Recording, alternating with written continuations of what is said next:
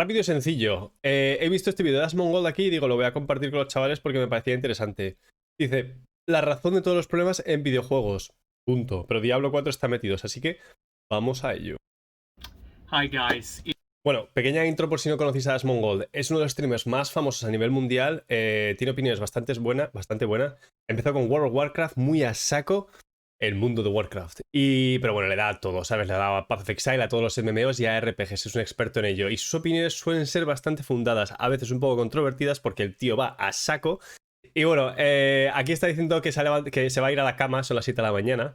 Y tiene un horario un poco cambiado y está streameando todo el día. Así que nada, quería introducirlos un poco. Vamos a ello. It's me again, and it's about 7 in the morning, and I figured that I'd record a video before I go to bed.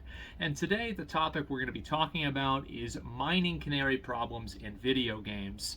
Now, before I explain what the topic is and how it relates to games, I of course have to explain the metaphor. What is a mining canary? Well, back in the good days, back in the old days, whenever people used to have to work in mines, coal mines, etc., they would go down the mine and they would bring with them a canary or some form of bird.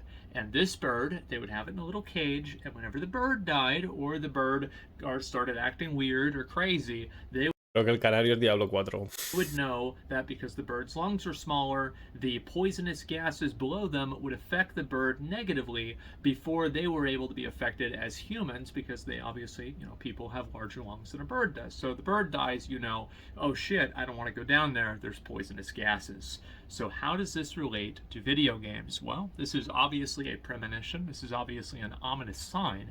So I think that mining canary problems in video games are whenever a specific change or a specific thing in a video game is basically if you could distill all of the problems down to any one thing, it would probably be this one thing. And I think that the best way for me to do this is to use a couple of examples. Now, one example now, thankfully, is outdated, but the second example, unfortunately, is not.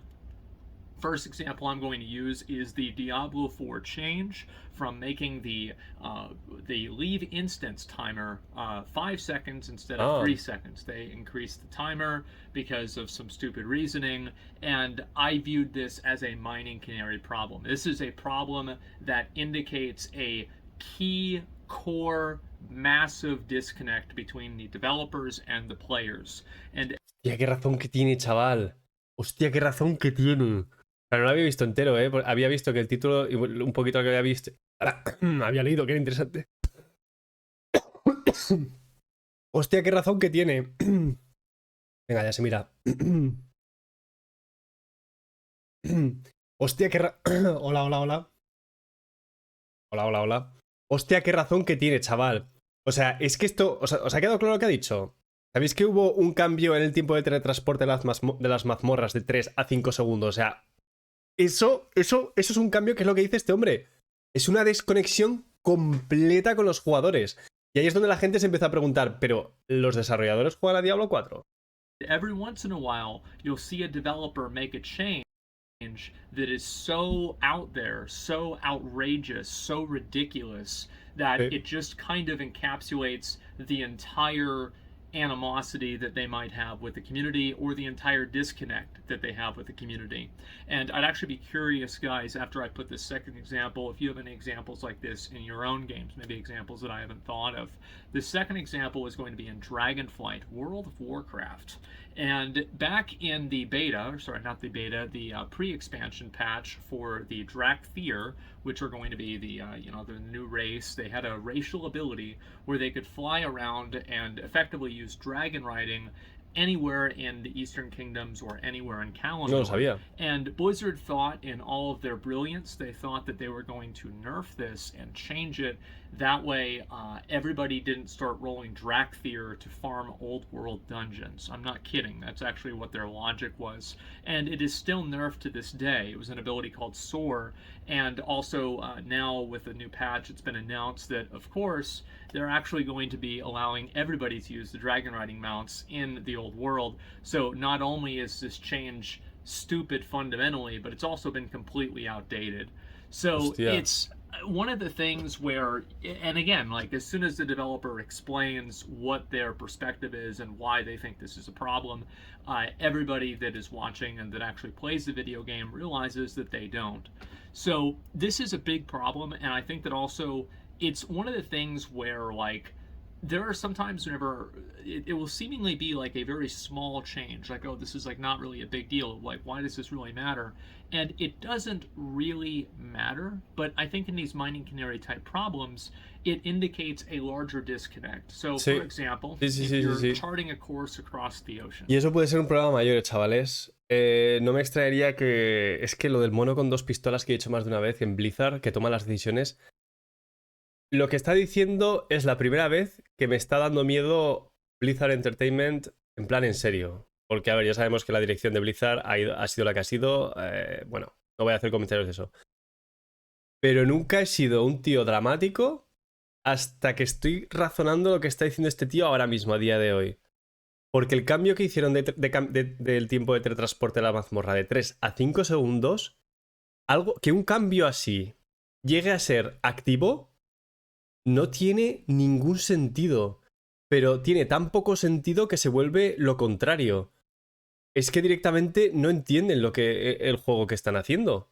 Pero bueno, tampoco me quiero poner súper negativo ahora con Blizzard y Diablo, porque yo creo que al final, como está monetizado, van a tener que aprender y además están cambiando la gente que trabaja ahí. Así que lo arreglarán. Pero es verdad, es muy buen punto. Okay. And you're 1 degree off. By the time that you get to the other side of the ocean, you're going to be miles away from where you started, even if you were 1 degree on the other side. And I think this is kind of what happens is that, the development of games becomes so disconnected from the player base of games that changes are made and put into a game that I think doesn't really serve anybody. And goes to just show the player base that the developers don't really understand what the core gameplay loop of the game really is. And I think a lot of these types of things happen especially in live service games, and we're talking about, like, obviously, I use Diablo 4 and World of Warcraft as an example, but Destiny, PUBG, Fortnite, Valorant, League of Legends, any of these games are all live service games. I think that they become more evident. And the problem really with these live service games and why they have more of these mining canary problems and why it's more common for them to happen is because I do think in live service games there is a different standard of success whenever you're talking about these types of games, because these games are not necessarily measured in terms of did the player complete the game. They're measured in how many hours did the player complete how many hours did it take for the player to complete the game, and also how many times did they spend money on the game, how long did they put. Sobre todo esa última. En los juegos como servicio con microtransacciones puede ser tan sencillo como medir lo que se están gastando, que al final es el turnover, es el beneficio que obtienen, y si eso sigue estando positivo, como por ejemplo pasaba con Diablo Immortal, que le cayó la de Dios, por si no lo sabíais, cuando salió, pero también a la vez estaban anunciando que estaban siendo la compañía que más beneficios estaba reportando en ese año fiscal. Comparado con cualquier otra compañía, bueno, me corregiréis si estoy equivocado, pero creo que estaba rompiendo todos los récords de los millones de dólares que se estaban embolsando. Entonces, si estas dos cosas van paralelas, ya imagináis qué noticia es la que le va a importar a Blizzard al fin y al cabo.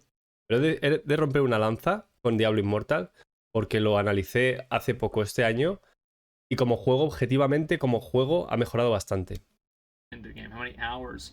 Blizzard calls it, monthly active user, player retention. Everything is all about keeping you on that hamster wheel as long as possible. And that's why I think that you see a lot of these changes be put into these games that will artificially increase the amount of time that a game takes in order for it to be finished or for you to achieve a task.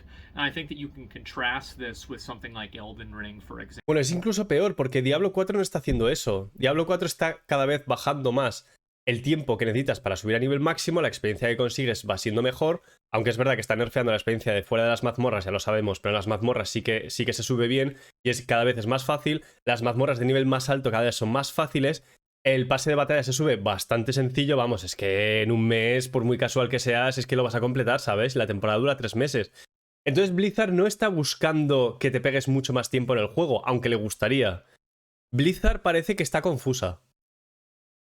Es la conclusión a la que estoy llegando, escuchando a Asmongold. Blizzard creo que está muy confusa y que hicieron planes que no los pueden cambiar por algún modo para la salida y para la primera temporada. Y además Blizzard es muy en contra de hacer cambios rápidos. Y creo que eso lo estamos pagando en como una pizza medio cocinar, tío. Y lo digo desde con el corazón, porque sigo jugando a Diablo 4 y me divierte mucho. Y joder, lo repito hasta la saciedad, que la jugabilidad es la hostia. Pero todos estos problemas que veo, con la psicología que hay detrás, que Asmongold lo está poniendo muy bien aquí, con la desconexión con los jugadores, cada vez le resta más sentido a qué está pasando. Y bueno, aquí estoy un pelín no en contra, ¿no? Pero no estoy tan de acuerdo en el caso de Diablo 4, porque él está hablando de MMOs. De que en Diablo 4 yo ya no sé ni qué están midiendo, porque es que también ha habido noticias de que la gente no está gastando dinero en la tienda. Porque, no sé si lo has visto, pero es que los aspectos que tienes para comprar son feísimos. Se salva uno o dos como mucho, pero vamos, además son carísimos. No lo entiendo bien. Example, Elden Ring, there are rare items in Elden Ring. However, a rare item in Elden Ring is not equivalent to a rare item in many, many other games. And not to mention the fact that you can just mod the game and give yourself any item you want, not to mention items that don't even exist, like with mods, like Convergence, etc. The point is that it is not important for the developers of that game, or Tears of the Kingdom for that matter, it is not important for them to make you waste your time, because they've already got your fucking money, number one. So if you play through the game and you Está hablando de Elden Ring, un juego en el que tú pagas y no tiene microtransacciones o una tienda después, entonces, claro, les deja de importar el tiempo que te pegas en el juego. beat the game, this doesn't mean that you are no longer interfacing with their battle pass system. You're no longer interfacing with their store system. And this creates a profit incentive for developers to make things take longer than usual, and it also creates a profit incentive for developers to make things be more frustrating and just in general more difficult to achieve. And I guess, you know, these are all other effectively ways of saying take longer to achieve. So I think that really you see a lot of these mining canary problems with live service games, and I think that's really the reason is that there is a success metric that is attached to a lot of live service games, especially that are done by larger companies, that is primarily focused around playtime, and it is primarily focused around a metric that is a quantitative value, which is a lot of times kind of a problem because, you know, I think quantitative analysis of games is of course very important, and it should be a foundation for making decisions. But without having the creative intuition to understand the qualitative value of each different thing that's added into the game, then you're not able to really put all the pieces together and understand the full vision of, wow, players really like this system. Well, yeah, no shit, they like the system. It's because you make them do it. And I think that Renown is probably going to turn into one of those things in Season 2 of Diablo 4. No habrá I renombre. played through a little bit of Season 1. I've tried to give the game a little bit more of a second, or I don't know, what, a 50th chance, something like that. It's like a toxic ex-girlfriend at this point. And anyway, I've tried to, you know, because I felt like the campfire went okay, and so it's like, all right, well, we'll see what happens. But anyway, you know, one thing that I've noticed is that nobody really likes farming Renown. And I don't think that I'll really be playing Season 2 if I have to farm Renown again. And I think that also a lot of players are very willing to compromise with the developer, and I think this is a bad thing. And the reason why I think that it's a bad thing is that why can't we just have fun all the time? And before you go and say, okay, well, you could just start at level 100 and do all this other stuff, nobody really has fun doing Renown, right? And so, like, why not just cut that out and... Pero he de decir que el renombre no va a existir seguramente para la segunda temporada. Es algo que van a quitar segurísimo, pero fijo. O sea, no tiene ningún sentido. Y se sabe. Y también decir que la fogata que hicieron para hablar del parche el parche justo antes de la temporada, que cayó como una bomba nuclear, también estuvo muy bien, ¿eh? O sea, Blizzard, hay una desconexión ahí rara, totalmente de acuerdo. A veces no sé ni cuáles son los incentivos, porque ni siquiera te hacen que juegues más, sino que juegues de una manera más rara. Pero las reacciones que tienen son buenas. Las fogatas son buenas. Leen la comunidad, leen en Reddit. Están en los Discord oficiales de diferentes idiomas de Diablo 4. Están ahí los representantes de Blizzard, los que luego lees por Twitter, los que anuncian las cosas, los que luego salen dando la cara a los desarrolladores. Entonces sí que reaccionan bien, ¿eh? Y creo que tienen potencial para hacerlo bien. Y cosas como el renombre las van a quitar seguro. Pero es muy buen punto lo que este hombre está diciendo, la psicología detrás de estos juegos. Y los juegos como servicio también imagino que cuanto más añades en el juego también es más difícil evaluarlo y evaluarlo constantemente para saber cómo lo que a la gente le gusta, porque no siempre es lo mismo. Nosotros también cambiamos, ¿sabes? Lo que nos gusta. Y a lo mejor algo como farmear renombre poquito a poco era algo que a lo mejor en World of Warcraft gustaba, porque era algo completamente nuevo, que te daba unas recompensas que te gustaban, que era algo voluntario, pero aquí es que un action RPG que te dé puntos de habilidad es demasiado poderoso como para ignorarlo. Que te dé puntos de talento, no puedes ignorarlo. O que te dé puntos de leyenda, además 4. No puedes ignorarlo. Y que no se te guarde de temporada a temporada. Nah, eso está mal, pero ya lo sabemos. Like PoE doesn't have renown. PoE has other things that are semi-annoying, but not anywhere near as annoying as renown. And El Diablo laberinto. 3, I'm pretty sure didn't have renown either. So it's not like you need renown for any RPG to work or to function. But for some reason, Blizzard is dead set on not allowing you to remove it. And I think that if it continues in Season 2, I will probably classify it as one of those mining canary problems that Sí. it is an indication of the entirety of the disconnect between Blizzard and the player base. That they value metrics such as time played that you obviously farm a lot of whenever you convince a player that they have to farm renown, because it's effectively Es buen like, if you punto. want to be good at the game, you want to have 20 extra Paragon points, obviously. So Claro. it's like 50 extra % damage in some cases, especially if you can hit an extra yellow node. The point is that, of course, obviously a lot of people are going to want to do that, and then you pump up those playtime numbers by artificially increasing the amount of time that they would interface with the game by creating pointless hurdles for them to jump over. And I think that also, players are more than willing to go through, I think, some level of annoyance. And I think that Sí. in general, as a community, I don't think that we should really do that as much. And it's not about like, hey fellas, you're getting older, right? This isn't a fucking, erectile dysfunction ad. But the truth is that a lot of people don't want to invest, 20 extra. They don't want to have Claro. a minus 20 on the hours of their life just because. El problema no es repetirlo incluso, es que las actividades para conseguir ese renombre, ya sabemos, son aburridas. Vamos a decirlo con todas las letras, ¿vale? Aburridas. Es muy aburrido hacer todas las putas misiones secundarias de nuevo. Los fuertes yo creo que los tragamos. Y las mazmorras, como al final las tienes que hacer con la de pesadilla, pues bueno, te las tragas. Pero ya está, tío. O sea, lo demás, ¿qué debería de ser? Pues a lo mejor unas misiones... No sé, tío, como farmear enemigos, ¿sabes? Matar tipos de enemigo en Grim Dawn, eso lo hacían muy bien, macho, porque era algo que no pensabas, que no buscabas activamente, que sabías que se te iba reinando. Y las recompensas eran buenas, pero claro, es que puntos de talento y de leyenda es que son demasiado jugosos. Te has pasado, macho. Te has pasado. A video game has a pointless hoop for you to jump through in order to inflate metrics for a shareholder report.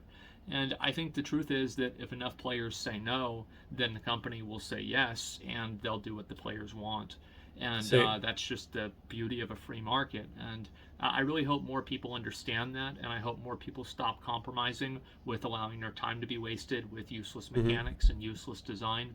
And I think understanding what a mining canary problem is with a video game and being able to identify what it is, and this, I think especially the best types of problems like this are the ones that are nerfs to things that nobody cares about, or changes to things that just simply, like, a crafting time of something is increased by like a tremendous amount and it's a single player game or something like that.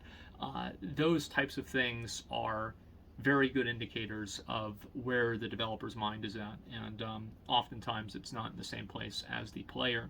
It's been an idea that I've thought about a lot recently, and I've been seeing it a lot more in games, and I've always kind of had like an idea of this, but I never really came up with a term for it.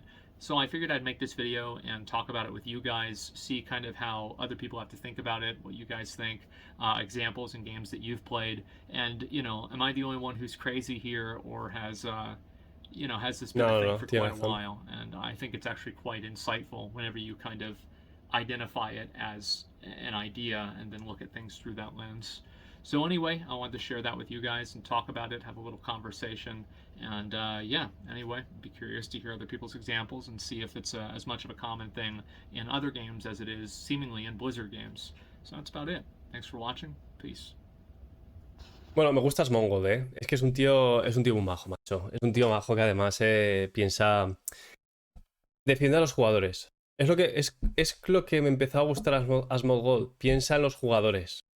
Y también entiende el interés que hay detrás de las empresas. O sea, la lógica aplastante. Lo del efecto de canario creo que tristemente está pasando. Pero ya me diréis qué opináis, porque es un tema bastante interesante. También estamos por el Discord, que comentamos estas noticias y por ahí. Os intento traer contenido anglosajón, ¿sabes? Que son opiniones buenas, las que a mí me gustan al menos, y creo que pueden generar interés, debate, hablar, que al final esto es un foro romano en el que comentamos, hablamos y vemos qué está pasando. Pero bueno, vamos a decir también algo un poquito positivo, ¿vale? Diablo 4 y todo esto, todo este bolo que está pasando ahora mismo es simplemente porque nos ha decepcionado el endgame y la temporada 1. Pero va a mejorar, va a cambiar y yo soy de esos optimistas a saquísimo. Que sé que va a ser bueno, pero lo repetiré hasta la saciedad. Porque hay un pase de batalla. Y quieren nuestro dinero. Quieren ese billete de $10 o 10 euros tuyo de tu bolsillo, lo quieren. Entonces el capitalismo funciona. Así que nada, chavales. Espero que os haya gustado. Os seguiré trayendo contenido que vea así un poquito interesante y lo comentamos juntos. Venga, que vaya bien. Chao, chao.